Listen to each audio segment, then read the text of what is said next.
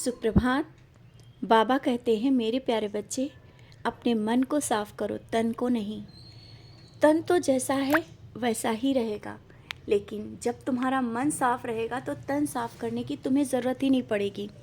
और ये मत सोचा करो कि तुमने स्नान नहीं किया तो तुम मेरे पास नहीं आ सकते हो। बिना स्नान किए भी तुम मेरे पास आ सकते हो, तुम मेरे बच्चे हो, तुम मुझे छू सकते हो। ये मन के विचार जो चलते हैं ना, उन्हें निकाल दो। जब दिल करे, जैसे भी हो, तब तुम मेरे पास आ जाया करो।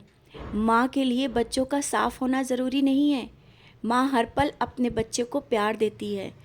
तो ये जो तुम्हारे मन में विचार है ना कि तुमने स्नान नहीं किया, तुमने इस तरह से हो, कैसे तुम मेरे पास आओ, ये सब विचार निकालो और मुझे जिस तरह से चाहते हो उस तरह से तुम मेरी पूजा करो, मेरे करीब बैठो।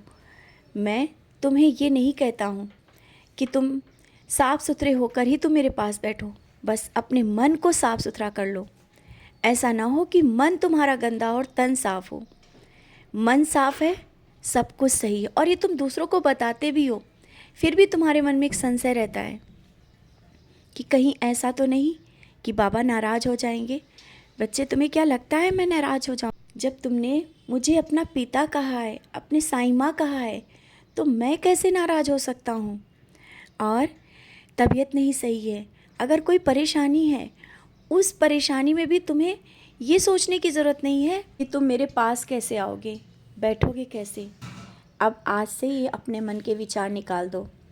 तुम जिस तरह से भी हो, जैसे भी हो, मेरे बच्चे हो।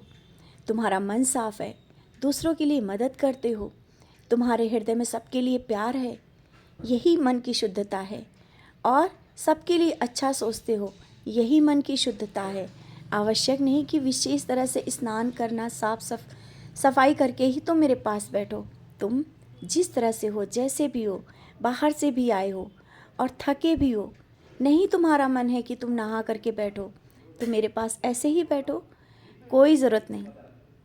और हाँ, ऊदी का सेवन किया करो, जिस तरह से दूसरों को बताते हो खुद भी किया करो। और ज़रा ज़रा सी परेशानी में जो परेशान हो जाते हो ना, घर में अगर कोई बीमार है, ऊदी लगाओ।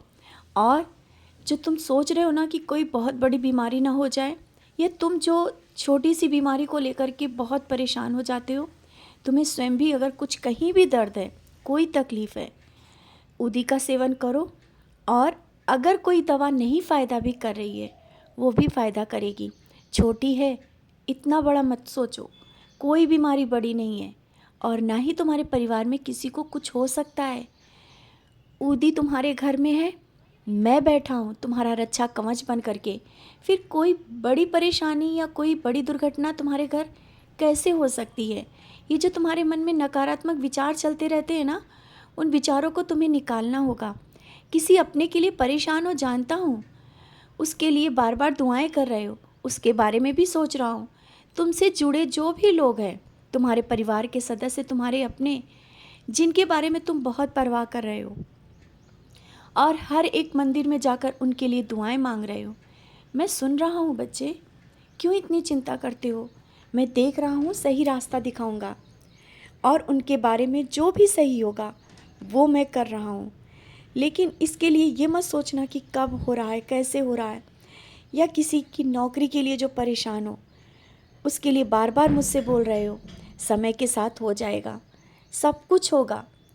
और घर में कुछ जो बदलाव हो रहे हैं, घर में जो कुछ हो रहा है, इस कारण भी तुम्हारा मन बेचैन हो रहा है ना, कि ऐसा सब क्यों हो रहा है। जब बदलाव होता है ना, तो तुम्हें समझ में नहीं आता है, और जीवन तुम्हारा बदलाव की ओर है, कुछ नया होने वाला है, कुछ अलग होने वाला है। तुम्हारे घर में बहुत बड़ा परिवर्तन होने वाला है, परिवार में कुछ ऐसा होने वाला है जिसकी तुम्हें उम्मीद नहीं थी, और वो बहुत ही अच्छा होगा। बहुत बड़ी खुशी आने वाली है, अचानक ही तुम्हें सब कुछ बहुत अच्छा लगेगा। जैसा तुम चाहते हो वैसा ही हो जाएगा। तुम्हारे हर एक सपने मैं देख रहा हूँ। तुम सपने देख रहे हो, उससे पहले मैं तुम्हारे सपने देख रहा हूँ। तुम्हारे हर एक सपने को मैं पूरा कर रहा हूँ। तुम निश्चिंत रहो, तुम कर्म करो, और बेपरवाह बिना सोचे मेरे करीब बैठा करो। तुम मेरे बच्चे हो, बहुत ही प्यारे।